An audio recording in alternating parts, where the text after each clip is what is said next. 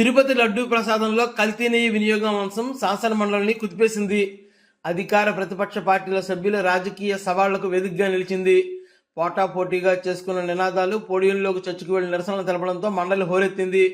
తన ప్రమేయం లేకుండానే తన పేరిట కమ్యూనికేషన్ ఎలా వచ్చిందంటూ చైర్మన్ మోషన్ రాజు ఆశ్చర్యం వ్యక్తం చేశారు. తిరుపతి లడ్డూ ప్రసాదం అంశంపై మండలిలో లఘు చర్చ గురువారం ఉంటుందని, ఆ అంశానికి సంబంధించి సమగ్రంగా సమాచారం తెలుగు, ఇంగ్లీషు భాషలో 150 కాపీలు సెక్రటేరియట్ కావాలని చైర్మన్ పేరిట కమ్యూనికేషన్ ఎలా ఇచ్చారంటూ అధికార పక్షం పేర్కొంది. తన ప్రమేయం లేకుండా కమ్యూనికేషన్ ఎలా వెళ్ళిందని చైర్మన్ కూడా ఆశ్చర్యం వ్యక్తం చేశారు. లడ్డూ ప్రసాద్ అంశంపై ఎలాంటి స్టేట్మెంట్ ప్రభుత్వం నుంచి లేదని చైర్మన్ చెప్పాలంటూ మండలిలో ప్రతిపక్ష నేత బొత్స సత్యనారాయణ ఆగ్రహం వ్యక్తం చేశారు. లఘు చర్చకు అనుమతించే విషయం మీద మంత్రి, చైర్మన్, ప్రతిపక్ష నేతల మధ్య ఆసక్తికరమైన సంభాషణ చోటు చేసుకుంది. కష్టం. స్పీకర్ సార్ చెప్పండి. ఎఫ్ఎం గారు, మొదటి రోజు బీఎస్సీలో మనం ఒక డిస్కషన్ చేసాం అధ్యక్ష. క్వశ్చన్ అవర్ ఎంతసేపు ఉండాలి, కానీ 10 రోజులు వైలేషన్ జరిగింది అధ్యక్ష. ఎటువైపు నుంచి జరిగింది అధ్యక్ష? అటువైపు నుంచే జరిగింది తప్ప మేము బాధ్యతాయుతంగా ఓపికగా ప్రతి ప్రశ్నకి సమాధానం చెప్తూనే ఉన్నాం అధ్యక్ష. ఎక్కడ ఏ రోజు కూడా అవాయిడ్ చేయలేదు అధ్యక్ష. అన్న ఒక్క నిమిషం వినన్నా,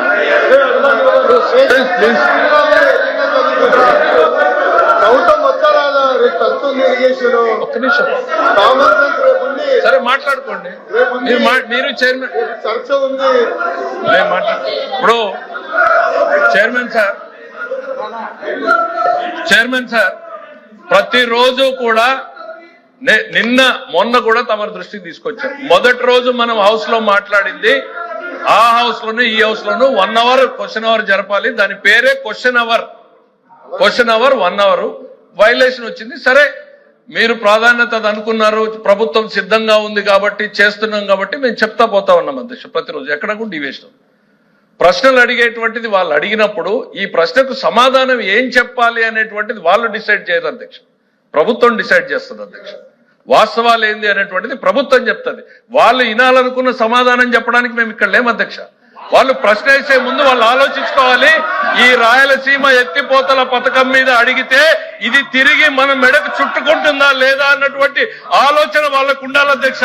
లేకుండా ప్రశ్నలు వేసి వాస్తవాలు వినడానికి వాళ్ళకు ఓపిక లేకుండా పోతే దానికి మేమెట్లా బాధ్యులం అధ్యక్ష? ప్రశ్న వేసే ముందు ఆలోచించుకోవాలి. ఇందులో దోషులు ఎవరు, తప్పు చేసింది ఎవరో, సమసాక్షిగా నిజాలు వెలుగులేకొస్తే ఎవరు ఇబ్బంది పడతారని వాళ్ళకి వాళ్ళ నాయకుడి మీద ఏ రకమైనటువంటి చిత్తశుద్ధి ఉందో ఇవాళ అర్థమైంది అధ్యక్ష. సమసాక్షిగా జగన్మోహన్ రెడ్డి గారు రాయలసీమకి ఏమీ చెయ్యలేదు అని ఈరోజు వైఎస్ఆర్సీపీ నిరూపించింది అధ్యక్ష.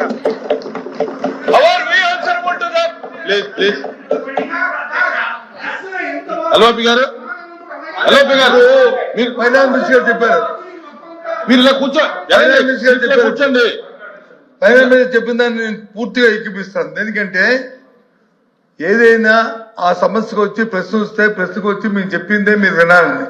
అంటే అక్కడ ముఖ్యమంత్రి గారు చెప్తే, గౌరవ ముఖ్యమంత్రి చెప్తే, ఇక్కడ గౌరవ ముఖ్యమంత్రి గురించి ఆపాదిస్తే మేము గౌరవ ముఖ్యమంత్రి అన్నారా లేదంటే కాదు, మీరు చెప్పింది మీరు మీరు అంటే ఆయన అవలేకపోతున్నారు.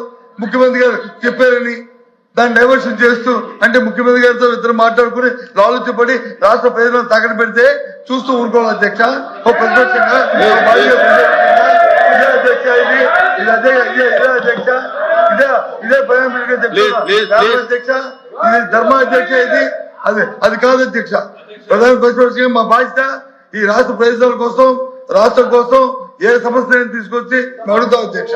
కానీ వాళ్ళు చెప్పినట్టు వచ్చి మీరు చెప్పిందే మీరు అంటే, మీరు చెప్పిందే డైవర్షన్ చేయాలంటే ఇది ధర్మం కాదు కదా అధ్యక్ష. ఆయన చెప్తుంది అన్నమాట మీరు చెప్పిందే కదా, మీరు చెప్పిందే. ఇది బాగోడు ఏం చేస్తాం, బాగోడు ఏం చేస్తాం, బాగోడు ఏం చేస్తాం, బాగోడు ఏం చేస్తాం.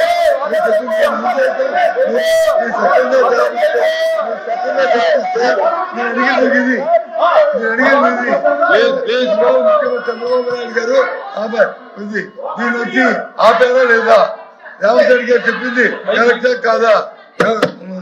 రేవంత్ రెడ్డి చెప్పింది మైక్ పెట్టుకోవాలి. రేవంత్ గారు చెప్పింది కరెక్టా, దాని సమాధానం చెప్పని అడుగుతాను. అది చెప్పకుండా ఇవన్నీ అధ్యక్ష, ఇవన్నీ రాయలసీమ పథకంలో ఏం జరిగింది అనేటువంటిది స్పష్టంగా